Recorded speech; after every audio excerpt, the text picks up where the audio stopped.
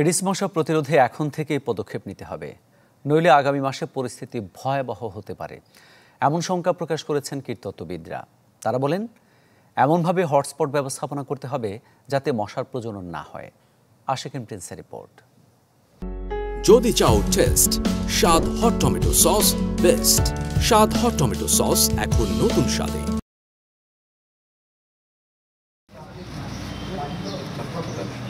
June থেকে September এই সময়টা এডিস মশার প্রজননকাল, যাতে ধীরে ধীরে বাড়ছে ডেঙ্গু রোগী, বাড়ছে মৃত্যুও। যদিও গেল বছরের তুলনায় এবার আক্রান্ত ও মৃত্যু দুটোই অনেক কম।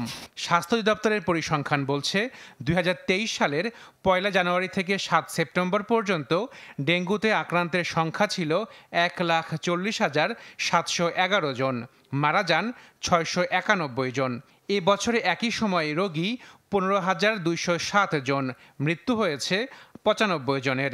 গেল বছরের সেপ্টেম্বরের প্রথম সপ্তাহে মারা যান ৯৮ জন। এ বছর একই সময়ে মৃত্যু হয়েছে ১২ জনের।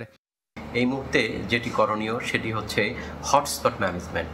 যেই জায়গাগুলোতে, যেই বাড়িতে ডেঙ্গু রোগী আছে সেই বাড়ির চতুর্দিকে ২০০ মিটারকে কেন্দ্র করে ফগিং করে উড়ন্ত মশা মেরে দিতে হবে। সঙ্গে সঙ্গে লার্ভাল ম্যানেজমেন্ট এবং ব্রিডিং সোর্স ম্যানেজমেন্টও করতে হবে। পরিস্থিতি এখন পর্যন্ত নিয়ন্ত্রণে থাকলেও আগামী মাসে তা জটিল হবার আশঙ্কা বিশেষজ্ঞদের।